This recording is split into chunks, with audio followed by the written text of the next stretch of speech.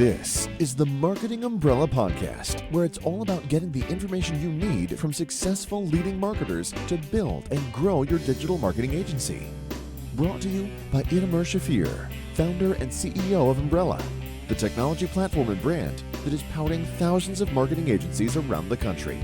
Find him at umbrellaus.com. And now, here's your host, Itamar Shafir. Welcome to the Marketing Umbrella Podcast, where we talk with successful marketing experts about ways to build and grow your digital marketing agency. My guest today has been recognized as a top 50 most influential sales and marketing leader. He is a sought-after keynote speaker and the author of 3 best-selling books, A Mind for Sale, High Profit Prospecting, and High Profit Selling. He traveled the globe helping leading companies such as Coca-Cola, Salesforce, Lenovo, Mercedes-Benz, Samsung, Heineken, and many more to maximize their prospecting and sales. I'm excited to say hello to Mr. Mark Hunter. Hi, Mark. Hey, hello, welcome. Thanks for having me on the show. And we're not going to talk about big companies. We're going to talk about your company, the small company out there. Let's give them some real strong advice today. Yeah, thank you very much. As you know, marketing agencies and sales is very much intertwined.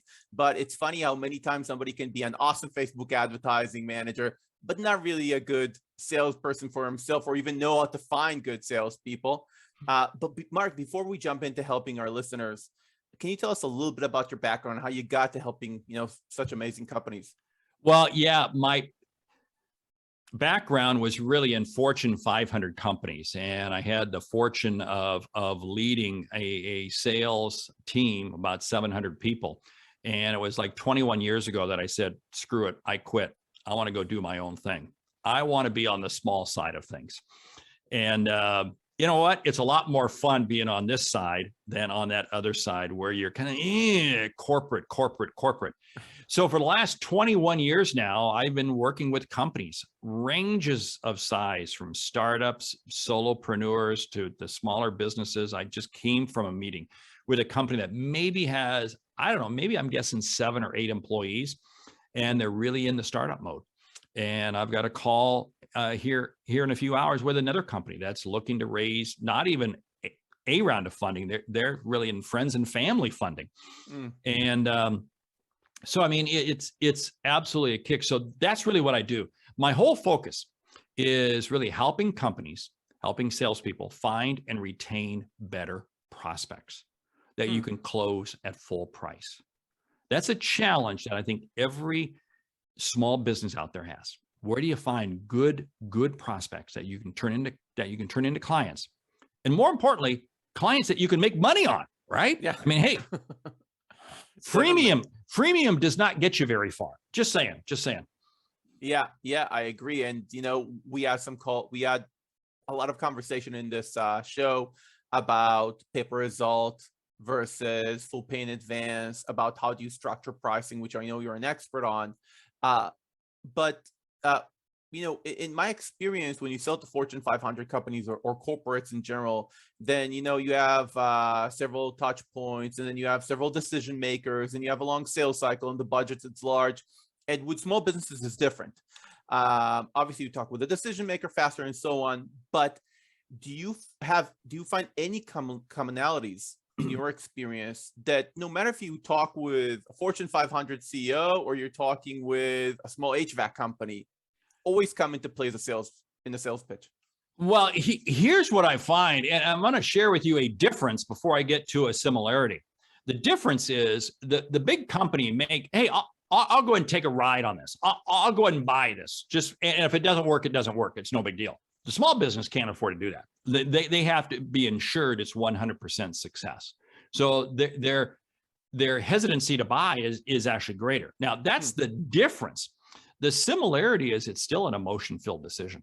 It's still emotion-filled. Even with the big company, it's still, we say, oh no, they buy based on fact. No, they don't. They buy based on emotion. It's personal. Down in the small business, it's very personal. It's very emotional. So there's a real similarity there. Sales is really about people understanding people. And when I understand people, I can begin to understand their needs. I'll give you an example. I was working with a small business company. They teach yoga to corporate. Hey, that's a small business, right? Yeah. And they were not having any success growing because they were making these calls where they were saying, hi, Joe Company, do you want to buy yoga for your employees? Click. You can imagine how that call goes, right? Yeah. Here's the deal.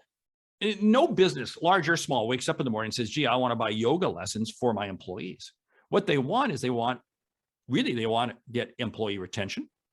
They want to lower turnover. They want to increase employee productivity. They want to improve the culture of the company.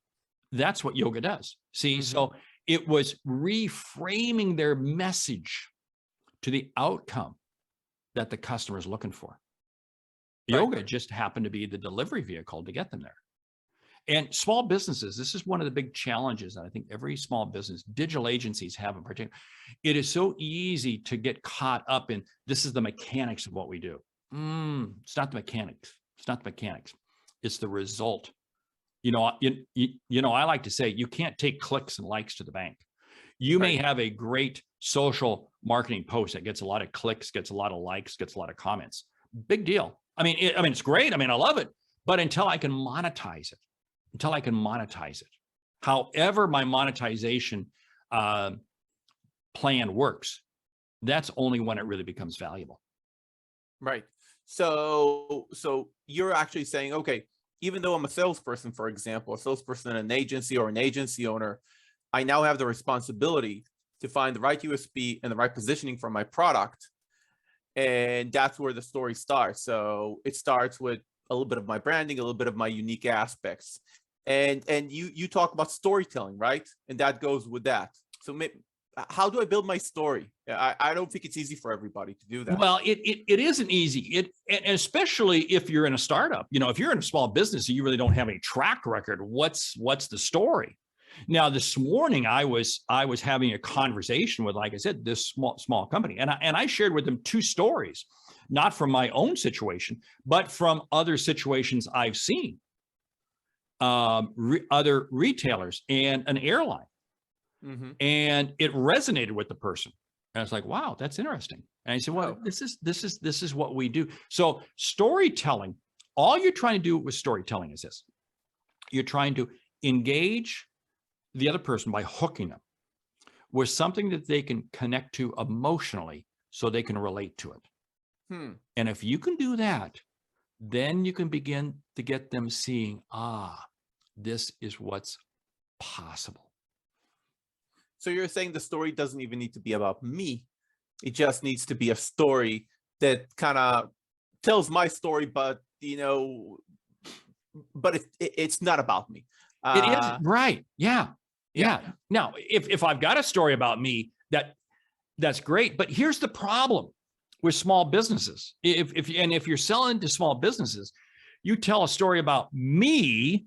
Do they really care about me? No, they care about them. It's the wrong me. So you have to be careful of how you frame the story, that it doesn't become egotistical. It doesn't become, I am Superman. I am superhuman. I can, I can do all things. You have to be careful on it.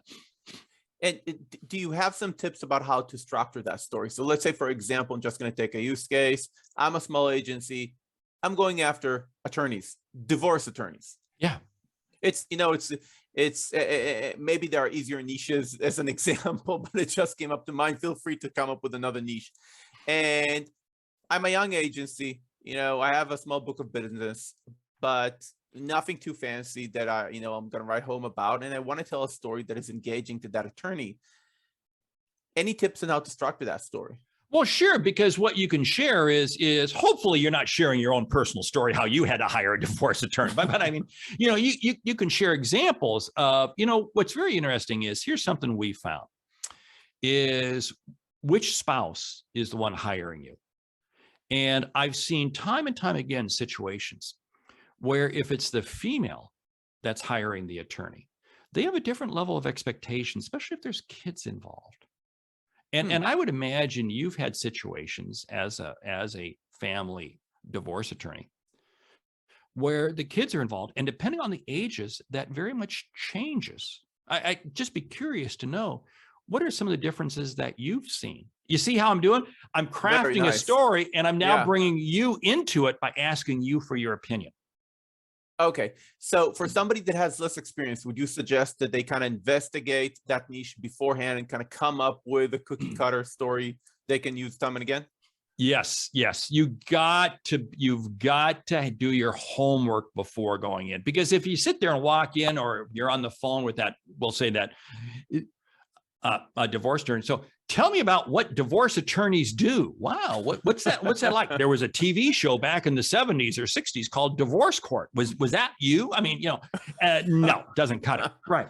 But this is the amazing thing. I mean, the internet allows us to learn anything and everything. I mean, the example I used earlier about yoga, I'm not into yoga. I'm not into it. I went out on the internet and did some research. Pretty easy. And I have some friends who are very much into yoga. I asked them. See, you can do your homework before you come into it.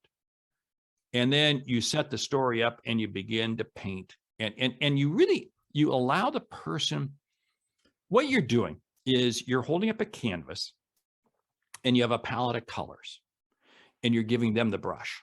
And what you're doing is you're just guiding them to paint the picture. And as they begin to paint the picture, then both of you begin to see it. Both of you begin to make changes. Both of you begin to tweak it. But then when the picture's done, that's the outcome that potential client is looking for. Boom. Now I can help them solve their issue. Okay, that's very good. And it goes to what you say usually on stage, right? You need to get that buy-in, that engagement. Once you get them hooked, then you know that you have a future for the sale. But okay, so that's a narrative that we're already in a conversation, for example, with the attorney, and we're already talking to them. It's kind of an open conversation. But before that, there is a very hard process of prospecting to even get them on the call. What's your thoughts about that? Well, the thoughts are, first of all, you become more valuable locally when you're recognized globally. Let's stop and unpack that for a moment. Social media is a powerful tool. And if you're a digital agency, I hope you have a pretty strong presence out there on the internet. Because let me tell you something, nobody takes a phone call with anybody without first Googling them. I happen to notice that over the last several days, you've looked at my LinkedIn profile a couple of times. Gee, because you were doing your homework, right? Absolutely outstanding. I did the same thing with your company. Yeah, I did my homework.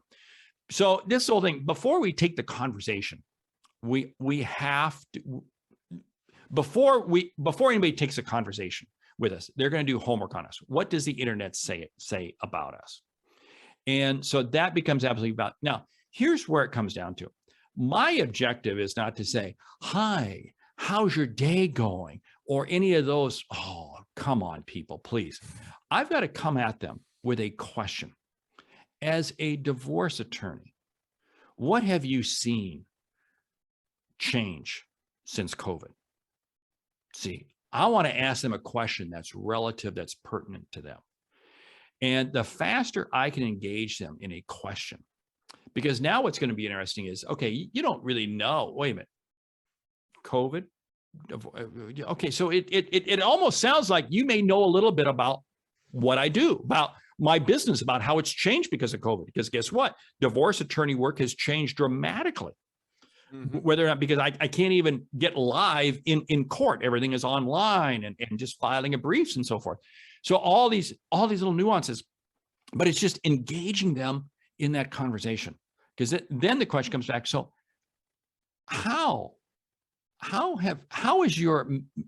what's been your process of finding really great clients? What's been the process you've used? And what's changed since COVID?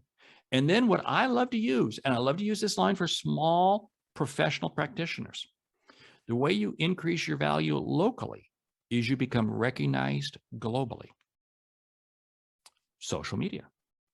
To me, that's a digital marketing haven. That to me is like bingo.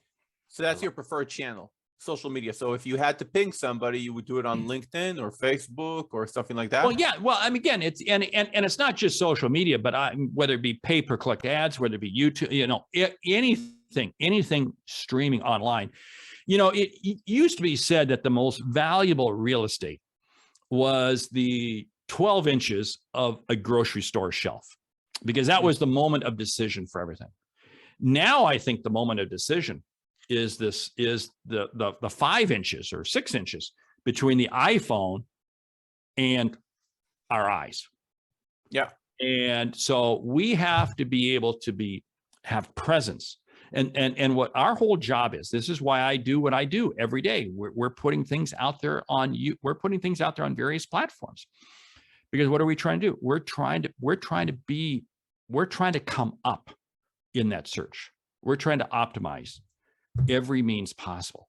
What does that do? It increases my value. I would not have had this meeting this morning with a local company here if they did not view me as being recognized globally. So that goes very much into your online presence, into your brand building, into what people see about you when they find you and how they find you. What do you feel about direct prospecting? Meaning everything from cold calling, direct messaging. Yeah. Is there a channel that you prefer? Yes. And it comes down to, you got to understand who is your ideal customer profile. Who is your ideal customer profile? And you look at your existing clients. Who are your existing clients? Who is it that you can, and what you want to do is you want to target in, get as tight as you possibly can on who that ideal customer profile is. Then when you do that, you know the outcome that you can help them with. Now, there may be a dozen outcomes, but you know you can help them. You see, at this point, you now know that you can help them. And my view is this: if I know I can help someone, I have an obligation to reach out to them. I can pick up the phone. Now I can call them. I can call them in a heartbeat because I know I can help them. I love, and I don't call this cold calling. I call this targeted calling, because what I'm doing is, this is a very small slide. Again, we'll go back to use divorce attorneys. I know a gentleman who runs a very successful business. In fact, it's very similar. It's family law. He focuses exclusively in on family law. But he has been able to provide a service around family law for family law attorneys. And he's even defined it even tighter than that every day he's calling 25 to 30 family law attorneys in various metropolitan areas around the country. Incredibly successful. So you're saying definitely niche down. You have to niche down, and that's also helping you build a reputation for yourself faster, because you're the family attorney guy, you're the real estate guy, whatever guy. Okay. Right. So let's jump for a second from, we talked about prospecting, a little bit about the sales discussion. After we're getting somebody on the phone, we're telling a story, we're getting that a trust factor going. Now you talk a lot about avoiding discounts, going for the full price, and in fact, optimizing pricing, which is for an agency a lot of times, and I see that all the time, and I tell them, agencies think that if they go low and just get that motion starting with a client, they can rise at the other end, and they're killing themselves with low margins. And I see that a lot, but you can't always, how would you convince the listeners to kind of keep to their margins, keep to their pricing? First of all, just because they want to do business with you doesn't mean you should do business with them. This podcast is brought to you by Umbrella. Have an agency? Check out umbrellaus.com to grow it today. The person who is attracted by price will leave you on price. So if you're in a conversation with somebody, and even how much does it cost and all this sort of stuff, you know what? Chances are that's a red flag. I don't want them. I don't want them. The prospecting is a mating process. You're trying to sell them, but you're trying to see if you want to do business with them. So there are going to be a certain element. There are a lot of prospective clients who come to me that I reject because, again, they're not willing to pay my price. Price connotes the value you create. I'll give you an example. In the United States, Walmart. I can go to Walmart and I can walk into Walmart and spend a couple dollars for something. And if it doesn't work, no big deal. I could care less. I walk into Nordstrom and I expect a much higher level of value. This is why I say you can't take a Walmart customer and make them a Nordstrom shopper. It just doesn't work. It just doesn't work. So I want to zero in on people who understand value. Now, here's the deal. It's the pain. It's the outcome that you're going to help them achieve. Let's use the example of an airline. You can have on a typical flight, you can have an aunt, uncle, a grandpa, or grandma, and they're flying for $129 to go visit grandkids or nieces or nephews, whatever. They only paid $129 for that flight because you know what? They don't care whether they fly on a Tuesday or a Thursday. They could care less. They just want to get there. They're willing to put up with anything for the lowest price. Sitting up in the front of the plane, there could be a person, there could be a lady who paid $800 for the same ticket. Yeah. But she is going to an appointment that she has potential to close a $5 million deal. And she can only fly Tuesday morning because she's got to get back to the office. She's got to do this, or this. See, so to her, $800 to potentially close a $20 million, no problem. No problem. See, what's the outcome? What is the outcome the client is willing to pay? That's why you can never put price on the table until you understand what is the outcome that the client has that you're going to help them with. Okay. It's a very good point. Can you talk to us a little bit about the differences between the sales hunter, the sales close, and the sales farmer? Sure. Here's the whole thing. Sales hunter, I'm going out and creating incremental business. I'm creating incremental. I really feel the role of sales is to create opportunities that would not come to you otherwise. The role of the sales farmer is to get more business out of existing customers, land and expand. I might try to land this client. I'm going to do one slice of business here at full price, and then I'm going to expand and do more business with them. That's the farmer. The closer, the closer is all about getting you engaged. And this is when I see a lot of salespeople, what they can do, they can get them all the way there, but they just can't quite close the deal because they haven't created enough urgency. And right now in this COVID world that we're in, it's even more important than ever because here's the whole thing. Businesses, I don't care what size of business, are only dealing with a couple of priorities. That's it. And if your solution doesn't help them achieve their couple of priorities, they're not interested. I'll give you an example. I had a small business person who has been trying to sell me branded merchandise with the Sales Hunter logo on it for years. Yeah. He's been every couple of weeks he hits me. I am just now in a conversation with him. He's tenacious. The reason because I now have an outcome. He's we got to get a website. You got to sell stuff on your website. Nobody's gonna. It isn't a priority to me. Mm-hmm. Now, because of a new project I'm starting, I want to have branded coffee mugs. See, now I have a very precise outcome. Right. Now I have a very precise outcome. Now, here's the situation. We raised our hand and we said, hey, we're looking for branded coffee mugs. So he sends my marketing person this 30 different pictures of mugs. Well, he picked some out and he sent me a sample and I said, it's a piece of crap. I don't want it.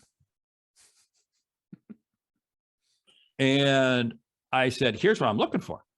And I was a little bit pissed. He didn't do his homework. What he said, I apologize. I sent you a Walmart mug when I should have sent you a Nordstrom mug. I said, yeah, that's right. Yeah. See, it's funny. He's a follower of mine. He knows my line. Hey, you can't take a Nordstrom shopper and make them or can't take a Walmart customer and make them a Nordstrom shopper. But he didn't even practice it himself. Wow. So would you say the entire time that he kept badgering you, would that be a sales farmer?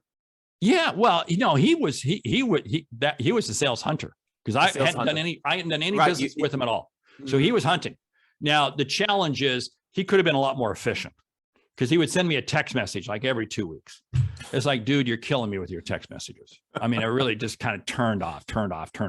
But I wound up going with him. I probably could have gone with any number of other companies, but I wound up going with him because literally the day before I told my marketing person, let's get going on these.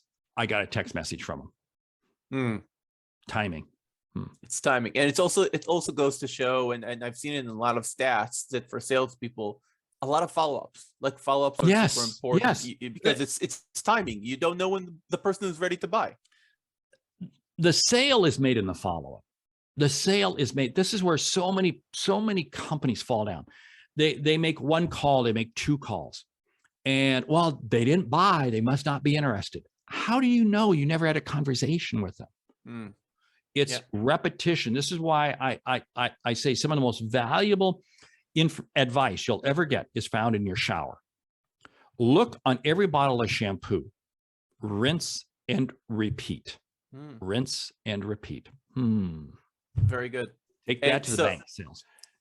Yeah, and if we're talking about follow-ups, today you have a lot of nifty tools that can help you with reminders, with actual follow-up email, follow-up SMS, and there are so many new tools in the salesperson arsenal. You have dialers, you have sales intelligence, and I think people don't know exactly what to do. Really, with the amounts of CRM out there, and you're a small business, you don't want to spend a ton of money checking like 50 different tools. What do you recommend? Like I'm one person, two people on my sales team. What's my musts? First of all, it is easy to say, hey, if I get this app, if I get this software, the world is going to be great. And it doesn't happen. Okay. It's like getting a membership to the gym. You get a membership to the gym that does not make you in shape. You got to physically go and work out. Here's the thing. You can become tool overloaded very quickly. Small businesses, really all you need is a good CRM system. And that's probably not Salesforce. Now, I love Salesforce, great tool. But for small businesses, I really recommend something like Zoho. I mean, It's a very simplistic tool. And don't overcomplicate it. The best tool you have is you picking up the phone, making the call, sending out the email, sending out text messages, whatever. And my whole premise, success in sales, is not around, gee, let's send out 2,000 emails a day and see what happens. Come on, people, get real. I'd rather do 20 really spot on phone calls and emails a day, and I'll have more success. I'll have far more success if I know my ICP, my ideal customer profile. So, okay, I'm going to stay on tools just a little bit longer because there are a new set of tools on the market on sales intelligence like Gong. Yes, great. And excellent tool. Have you used it? So I really wanted to ask you, do you feel it's also relevant for a one-person sales team? Putting aside that it's expensive. Yeah. I mean, Gong is a great tool. I love it because we can learn a lot from recording our calls and listening to them, et cetera, et cetera. If I'm a one or two person, I'm gonna say, do I really need to do it? Now, if I'm up to 5 or 6 and I've got a couple people on the phone, I'm probably going to take a look at Gong. But again, I want to make sure that there's a need there before I jump into it. Right. I mean, I think without a doubt, Gong and there are other tools, similar tools out there. They've done more to improve sales than probably any other tool out there because they're helping us measure what we're already doing. That's what I like. Yeah. Okay, perfect. So you're saying good tools, but keep it simple. Yeah. 1, 2 people, keep it simple, keep it cheap. And it's mostly you. Focus your prospecting, focus your niche, focus your story, and that would get you the best result. And obviously follow-ups. Yeah, it is. Yeah. And keep your head in the game. The most powerful sales tool you have is this right here, your brain. Use it. No, so I mean, your mindset. It's amazing what happens when we engage. So let's say I've tried it, but my mind is set on different things. And I'm saying to myself, okay, Mark, I tried it. I don't have time, whatever it is, I need to hire somebody. Yeah. Give me a tip about how do I hire a good salesperson? Because you hear so many things, like there are people that are willing to work for 25% commission only, and then there are people that want a specific base plus that, and you don't know how to measure them, and you have personality tests and whatever, like, and you're an agency owner, like you have just a few people. How do I do it? How do I find a good salesperson? Well, this is what's absolutely key. First of all, just because you hire a salesperson doesn't mean your sales problems have gone away and doesn't allow you to disengage. I work with an agency now. They have 3 salespeople, and the CEO is very much involved. He's very much involved in sales. In fact, every other week we have a phone call with these 3 salespeople and the CEO. He's very much involved. He's making sales calls himself. He is engaged. And the reason they are successful is 2 things. One, they do pay a good base and a solid commission. I tell people this, look, if you're going to hire somebody and they're going to be straight commission, guess what? They're probably going to run out of runway before they have enough food to eat. Because again, if you're paying straight commission, and chances are, hey, I'm going to pay you a huge commission. It's going to be great. And there are salespeople, I want to work for great commission. How long is it going to take you to start generating sales? Whoa, probably too long. I work with a company right now, smaller company, and they've hired some salespeople and they're on a draw. Now, here's the reason the draw works, because now the companies invest in them. If you're a salesperson, you do not want to go to work for a company that they're not willing to invest you. I'm going to tell you, if you're a salesperson out here, do not go to work for a company that pays you 100% commission, because they could care less if you're successful or not. They can give you, but you know what? If you're not successful, they'll just get somebody else. Right. You want to join a company where there's a partnership, there's ownership. Okay. So you're saying a draw, something maybe $3,000? Well, like, it can be whatever. Now, let me tell you something. In the SaaS, SaaS, there's such a disparity out there in wages right now. I see in the local markets, in local mid-sized markets, I see great salespeople making $80,000. I see national SaaS companies where it's $300,000-$400,000. Yeah. See, so again, a huge disparity here. At the end of the day, you're going to get the person to come to work for you as what do they see in your culture? What do they see in your organization? Do they feel this is going to help them? And don't ever think that you're hiring somebody for a 20-year ride. No, you're not. If you can get 3 years out of them, count yourself lucky. I hate to say that. I mean, if you catch them. And also don't forget, and this is a sad comment. I don't care, as a small, the turnover of salespeople in smaller companies is much higher than big companies. Big companies, it runs about 40%. Big companies, new hires don't work out. Small companies, it's about 70. I hate to say it. Yeah. Yeah. So what would be 2 or 3 things that I must look at when I'm doing that hiring in that CV? I want to look at 2 things. I don't care what their industry experience is. I could care less. I've seen, well, hey, I've got all these contacts I can bring. That never happened. I look at attitude. I look at attitude and a willingness to hustle and a willingness to learn. And I want to sit there and ask them questions. Hey, talk to me. Share with me some examples that demonstrates hustle. Share with me some examples of how you've overcome challenges when you've been put into a corner and there's no out. I want them to explain. I want them to share with me stories. I want them to share with me examples. And it really comes down to, you have to hire an attitude. I can teach them the skill. It's the attitude that I can't teach. Right. Okay, great. That's awesome. Thank you, Mark. Our last section, and I know you need to bounce soon. Our last section is a rapid Q&A. I ask you quick questions. I need quick answers. The questions are in no way edgy, but if you feel that any of them are not right for you, just say pass. Okay, but they're not edgy. Ready? Ready. Okay. Did you get along with your parents growing up? Yes, I love my parents. Do you have siblings? Yes. Do you have pets? It passed away we had to put our pet down about 6 months ago. Oh dear, sorry for that. Do you have kids? Yes. How old were you when your first kid was born? I was 29. When do you wake up? I wake up at 4:30 every morning. When do you go to bed? I go to bed about 9:30. Ideal vacation? Europe with my wife. Are you a man of faith? Yes.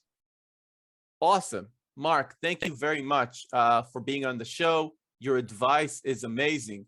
And guys, I want you to visit thesaleshunter.com, right? That's the best site to read more information about you. And Mark has amazing information there for salespeople and for people interested in sales, and also courses that might be very relevant for you guys. So thesaleshunter.com. Mark, thank you very much for sharing so much good advice and practical advice with our audience. Thank you. Thank you for tuning into another episode of the Marketing Umbrella Podcast, where we provide the information you need from successful leading marketers to build and grow your digital marketing agency. Your host has been Itamar Shafir, founder and CEO of Umbrella, the technology platform and brand that is powering thousands of marketing agencies around the country. Find him at umbrellaus.com.